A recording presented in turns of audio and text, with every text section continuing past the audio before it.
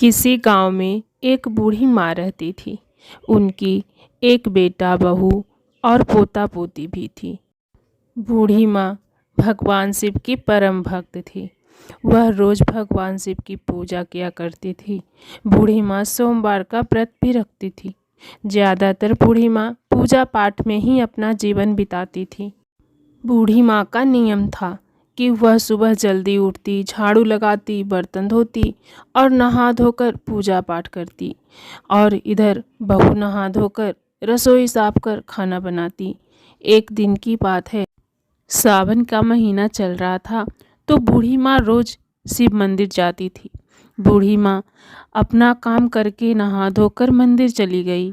इधर बहू ने बिना नहाए बासी चूल्हे पर खाना बनाने की तैयारी कर ली। उसने चौका भी नहीं लगाया। बहू ने बासी चूल्हे में ही आग जला दी और काम करने लगी। तभी बहू का बेटा खेलता हुआ वहां आ गया। उसने चूल्हे से जलती हुई लकड़ियां निकाल ली, जिससे उसके कपड़ों में आग लग गई और वो जलने लगा।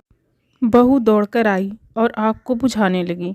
तब तक बच्चा बहुत जल गया था। उसे डॉक्टर से दिखाया। तभी बूढ़ी माँ मंदिर से आई। उन्होंने देखा कि आज तो रसोई में बहू ने झाड़ू तक नहीं लगाया, ना ही चौका लगाया है, और बासी चूल्हे में खाना बना रही थी। वैसे भी रसोई ही तो रह गई थी और काम तो मैंने ही कर दिया थे। फिर बूढ़ी माँ अपने पोते को देखने जाती है तो बहू कहती है, माँ जी, आप वहीं रुकिए, आप मेरे बेटे से दूर रहिए। ये सब आपकी वजह से हुआ है। आपको तो व्रत पूजा पाठ से मतलब है और किसी से भी नहीं। क्या फल दिया है आपके पूजा ने? क्या आपके भगवान मेरे बेटे को ठीक कर देंगे? आप जाइए यहाँ से। बूढ़ी माँ रोती हुई वहाँ से चली गई और भगवान शिव के पास बैठकर रोने लगती है और कहती है, हे भगवान, आपने ये क्या किया? मुझसे क्या गलती हुई जिसकी सज़ा आपने मेरे पोते को दी है? आप उसे ठीक कर दीजिए। रोते रोते बूढ़ी माँ यही प्रार्थना करती रही। फिर शाम को जब बूढ़ी माँ का बेटा आया तो बहू गुस्से से बोली, सुनो जी, अब इस घर में या तो आपकी माँ रहेगी या फिर मैं। बूढ़ी माँ का बेटा चिंता में पड़ जाता है और वो पूरी रात सो नहीं पाता। वह सोचता रहता है कि घर से किसे निकालें। वह सोचता है, अगर पत्नी को निकालूं तो बच्चों का क्या होगा और माँ को कैसे निकाल दूं। फिर वो सोच विचार करके अपनी माँ को ही निकालने को तैयार हो जाता है। वह माँ के पास जाता है और कहता है, माँ, बहुत दिन हो गए हैं, आप मामा के घर नहीं गए। माँ ने कहा, हाँ बेटा। तो बेटा बोला, तो माँ, आप घूम आओ। तो माँ कहती है, बेटा, बहुत दिन हो गए मायके जाते हुए, अब मैं अकेले नहीं जा पाऊंगी। तो बेटा ने कहा, माँ, मैं रास्ता बता दूंगा। फिर बेटा माँ को लेकर जाता है। चलते चलते एक जंगल में पहुंच जाते हैं। फिर बेटा कहता है, माँ, यही है तुम्हारा मायके का रास्ता, इसी रास्ते पर चली जाना। अब मैं चलता हूँ। माँ कहती है, बेटा, ये रास्ता कैसे हो सकता है? मेरे मायके के रास्ते में तो जंगल पड़ता ही नहीं था। बेटा कहता है, माँ, तब नहीं था, अब लग गया है। ठीक है माँ, अब मैं चलता हूँ। लड़का वहाँ से चला जाता है। बूढ़ी माँ रास्ते पर चलने लगती है और चलते चलते बहुत दूर पहुँच जाती है। अब शाम होने वाली थी और बूढ़ी माँ थक जाती है। तो बूढ़ी माँ को एक तालाब दिखाई देता है। वो वहीं हाथ पैर धोती है और पानी पीती है और वहीं बैठ जाती है और रोने लगती है। भगवान शिव से प्रार्थना करती हुई कहती है, हे भगवान, मुझे पता है मेरा बेटा मुझे मरने के लिए छोड़ गया है। अब वो मुझे लेने नहीं आएगा, लेकिन भगवान, मेरे बच्चे को खुश रखना, मुझ पर दया करना। फिर वो आंखें बंद करके भगवान शिव की आराधना करती है। अब उसने आंखें खोली तो देखती है कि एक बहुत छोटा बालक वहाँ पर है। उसे बच्चे ने कहा, माई, क्या आप पूजा कर रही थी? तब बूढ़ी माँ ने कहा, हाँ बेटा, पूजा कर रही थी। दिन भर पूजा नहीं कर पाई तो सोचा अभी पूजा कर लेती हूँ। तो बच्चा बोला, तो माई, मुझे प्रसाद नहीं दोगी? बूढ़ी माँ ने कहा, बेटा, मेरे पास तो प्रसाद है नहीं, तो तुम्हें कहाँ से दूँ? तब बच्चे ने कहा, माई कुछ नहीं है तो ये पत्ते ही दे दो। तब बूढ़ी माँ ने कहा, ठीक है, मैं पत्ते तोड़ कर लाती हूँ। बूढ़ी माँ पत्ते तोड़ने गई, तब तक बच्चा पत्ते तोड़ लाया और वहाँ रख दिया। फिर वहाँ उन पत्तियों से भगवान की कृपा से 56 भोग लग गया। जब बूढ़ी माँ आई तो देखा तो उसने आश्चर्य का ठिकाना ना रहा। वह बूढ़ी माँ बहुत प्रसन्न हुई और उन्होंने बच्चे को गले लगाकर पूछा, बेटा तुम इतना अच्छा भोजन कहाँ से लाए? तो बच्चे ने कहा, माँ जी यहीं पास में मेरी कुटिया है, वहीं से लाया हूँ। चलो अब भोजन करते हैं। फिर दोनों ने मिलकर भोजन किया और फिर वह बच्चा वहाँ से जाने लगा। तो बूढ़ी माँ से कहता है, माँ जी आप यहीं रहिए, यहाँ से कहीं मत जाना, रात हो चुकी है, आगे जाओगे तो जंगली जानवर तुम्हें नुकसान पहुँचा सकते हैं। तब बूढ़ी माँ ने कहा, ठीक है बेटा, और बूढ़ी माँ वहीं रुक गई। रात को बूढ़ी माँ वहीं सो गई। सुबह जब बूढ़ी माँ की आँख खुली तो देखा वहाँ बहुत ही सुंदर घर बना है, वहाँ किसी चीज़ की कोई भी कमी नहीं है। जब वो बाहर निकली तो देखा वहाँ भगवान शिव का मंदिर भी है और एक कुआं भी था। बूढ़ी माँ ने स्नान किया और भगवान शिव की पूजा करने लगी और कहने लगी, हे भगवान, आपने इस गरीब की लाज रख ली, आपका बहुत बहुत धन्यवाद। मैं जानती हूँ कि मेरे बेटा ने मुझे मरने के लिए जंगल में छोड़ गया था, फिर भी भगवान मैं आपसे विनती करती हूँ, मेरे बेटे को कभी कोई दुख ना दो। फिर बूढ़ी माँ ने उसी घर में रहने लगी।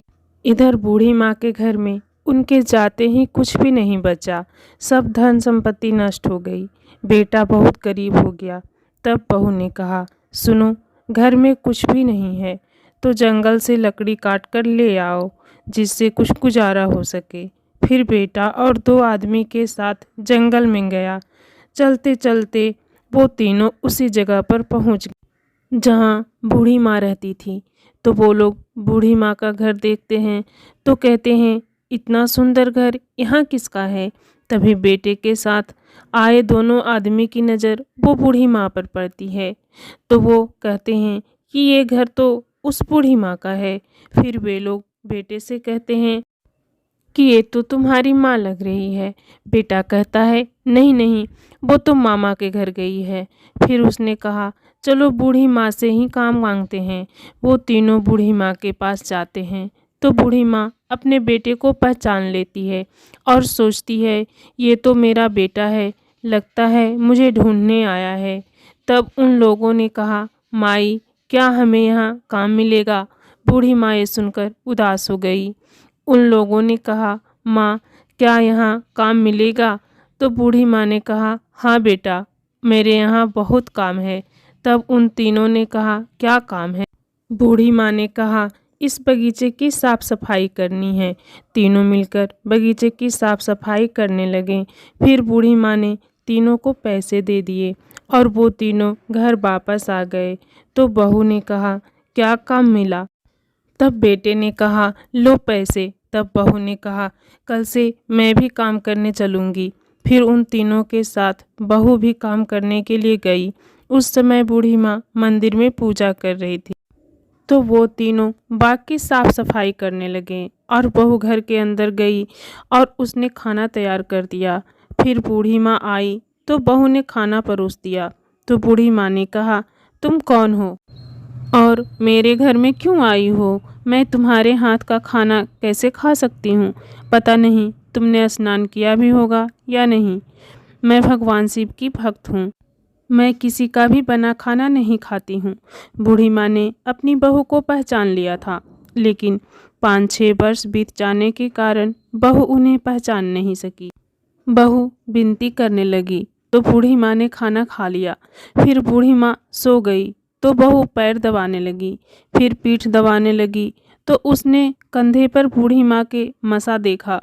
तो बहू बोली, ऐसा मसा तो मेरी सास की पीठ पर था, ये बूढ़ी माँ तो मेरी सास की तरह लग रही है। मन करता है इन्हें अपने साथ घर ले जाऊं। फिर शाम हो गई तो बहू ने कहा, माँ जी अब मैं अपने घर जाती हूँ। बूढ़ी माँ ने कहा, बेटी कल से मेरे घर मत आना खाना बनाने, मैं अकेली हूँ, मैं अपना खाना बना लूँगी और जो खाना बच गया है उसे तुम अपने घर ले जाओ। बहू बचा हुआ खाना लेकर अपने घर जाती है। फिर उसने अपने पति से कहा, वो बूढ़ी माँ कोई और नहीं, आपकी माँ थी। बेटा बोला, नहीं, वो मेरी माँ नहीं थी। उनके पास इतने धन दौलत और घर कहाँ से आए? बहू ने कहा, ठीक है, मैं साबित करके दिखाऊंगी कि वो आपकी ही माँ है। दूसरे दिन सब काम पर गए, बहू भी गई। बूढ़ी माँ मंदिर में थी तो बहू अंदर जाकर खाना बना दी और घर का सारा काम कर दिया। जब बूढ़ी माँ घर आई तो उसने खाना दे दिया। शाम को बहू ने कहा, माँ जी, मैं घर जा रही हूँ, मुझे मजूरी दे दीजिए। फिर बूढ़ी माँ उन सब से कहती है, तुम सब यहाँ बैठो, मैं कुछ कहना चाहती हूँ। फिर बूढ़ी माँ ने सारी बात उन्हें बताई और कहा, मैं कैसे भूल जाऊँ कि मेरे बेटे ने मेरे साथ क्या किया है। जिसे मैंने 9 महीने पेट में रखा, पाला पोसा, वही बेटा मुझे मरने के लिए जंगल में छोड़ दिया। बेटा तू 5 साल में मुझे कैसे भूल गया? मैं तेरी माँ हूँ, मैं तुझे नहीं भूल सकती। अब तुम इस घर और धन के मालिक हो। मैं माँ हूँ, मैं तुम्हें दुखी नहीं देख सकती। इतना कहकर बूढ़ी माँ अपने प्राण त्याग दिए। फिर वहाँ भगवान शिव और उनके दूत प्रकट हुए और बूढ़ी माँ को ले जाने लगे। तो बेटा जोर जोर से रोने लगा, कहने लगा, माँ मुझे माफ़ कर दो, अब मैं क्या करूँ? वो 2 लोग जो बेटे के साथ थे कहने लगे, इसमें हमारा भी धन है, ये बूढ़ी माँ तुम्हारी माँ कैसे हो सकती हैं? तब बेटा बोला, वो मेरी ही माँ थी। फिर बेटा और बहू उसी घर में खुशी खुशी रहने लगे। दोस्तों, अगर आपको ये कहानी पसंद आए तो वीडियो को लाइक कीजिए, शेयर कीजिए और अभी तक आपने हमारे चैनल को सब्सक्राइब नहीं किया है तो सब्सक्राइब ज़रूर कर लीजिए। धन्यवाद। भारतवर्ष के विभिन्न राज्यों का रिवाज, उनके परंपराएं और त्योहारों से उनकी संस्कृति की विशेषता झलकती है। इन्हीं राज्यों में से एक है राजस्थान, जो मारवाड़ियों का राज्य कहलाता है। गणगौर उनका सबसे बड़ा त्योहार माना जाता है। उन्हीं के साथ साथ मध्य प्रदेश के निवाड़ी लोग भी इस त्योहार को मनाते हैं। मारवाड़ी इस त्योहार को 16 दिन तक मनाते हैं और निवाड़ी इसे 3 दिनों तक मनाते हैं।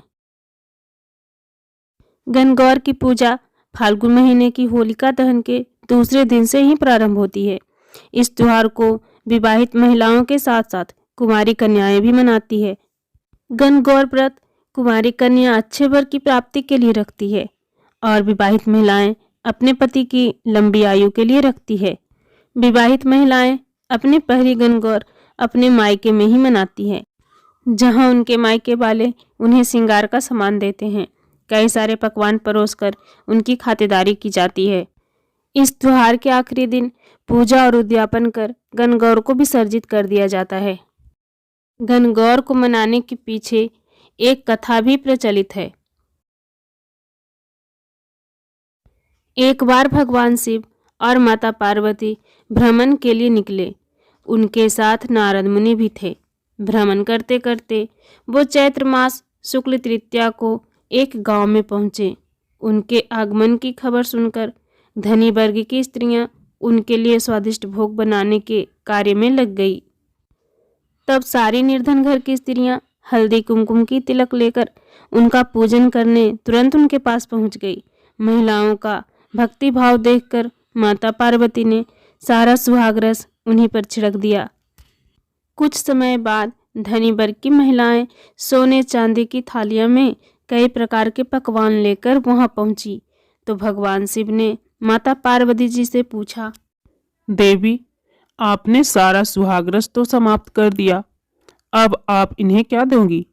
प्रभु, उन स्त्रियों को मैंने ऊपरी पदार्थों से बना रस दिया है, परंतु मैं इन स्त्रियों को अपनी उंगली चीरकर अपने रक्त का सुहाग रस दूंगी, जिससे वह अपने जीवन में मेरे समान सुहाग रस प्राप्त करेगी। भोजन समाप्त होने पर माँ पार्वती ने अपनी उंगलियां चीरकर उन स्त्रियों पर रक्त छिड़क दिया। माँ पार्वती से आशीर्वाद लेकर स्त्रियां लौट गई। भगवान शिव, माता पार्वती और नारद मुनि जी भ्रमण करते करते कुछ दूर जाकर पहुँचे। तभी माँ पार्वती महादेव से आज्ञा लेकर नदी में स्नान करने चली गई। स्नान करने के पश्चात उन्होंने रेत से शिवलिंग बनाया और उसका पूजन किया।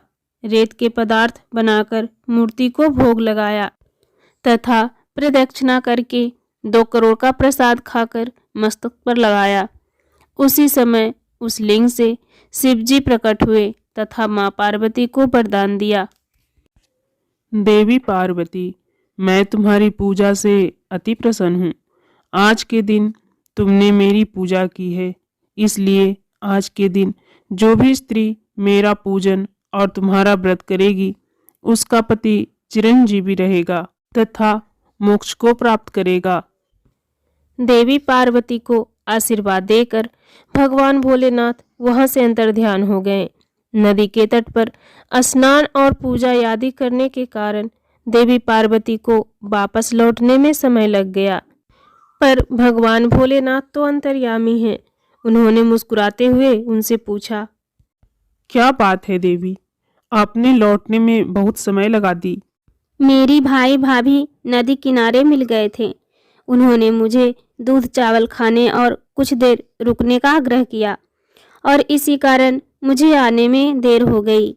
ये सुनकर भगवान शंकर भी दूध चावल खाने की इच्छा से नदी तट की ओर चल पड़े। माँ पार्वती ने मन ही मन ये प्रार्थना की कि हे भगवान शिव, आप इस अनन्य दासी की लाज रख लीजिए। जब भगवान शिव नदी किनारे पहुँचे तो उन्हें वहाँ एक महल दिखाई दिया। उसी के साथ माँ पार्वती के भाई भाभी भी दिखाई दिए। भगवान शिव, माँ पार्वती और नारद मुनि 2 दिनों तक महल में रहे। तीसरे दिन माँ पार्वती ने भगवान शिव से चलने की विनती की, परंतु शिव जी तैयार नहीं थे। नाराज होकर माँ पार्वती अकेले ही निकल पड़ी, इसलिए भगवान शिव को भी उनके साथ निकलना पड़ा। उनके साथ साथ नारद मुनि भी चल पड़े, परंतु आधे रास्ते में पहुंचने पर भगवान शिव माँ पार्वती से बोले, देवी पार्वती, मैं आपके मायके में अपना माला भूल आया हूँ। देवर्षि नारद, कृपा करके आप वहाँ जाकर मेरी माला ला सकते हैं क्या। नारायण नारायण, जो आज्ञा महादेव, मैं अभी आपकी माला लेकर लौटता हूँ। नारद मुनि वहां से चले। जब नारद मुनि नदी के तट पर पहुंचे तब उन्हें वहां कोई महल नहीं नजर आया, वहां जंगल ही जंगल था। नारद मुनि को शिवजी की माला एक पेड़ पर टंगी दिखी। उन्होंने वह माला उतारी और भगवान शंकर जी को जाकर सारी बात बताई। शंकर जी हंसने लगे और बोले, देवर्षि नारद, ये सब देवी पार्वती की ही लीला है। वो चाहती थी कि वे इस व्रत को गुप्त रूप से रखे और वो अपने इस कार्य में सफल भी रही। यह सुनकर नारद जी बहुत प्रसन्न हुए और उन्होंने देवी पार्वती के समक्ष नतमस्तक होकर कहा, नारायण नारायण माते, आपकी महिमा अपरंपार है। आज से जो भी स्त्री इस तरह गुप्त रूप से पति का पूजन कर मंगल कामना करेगी, महादेव की कृपा से उसके पति को दीर्घायु प्राप्त होगी। इसके पश्चात भगवान भोलेनाथ, माता पार्वती और नारद मुनि धरती लोक से प्रस्थान कर गए। उसी दिन से गणगौर पूजा की शुरुआत हुई। तो दोस्तों, कैसी लगी आपको ये कथा?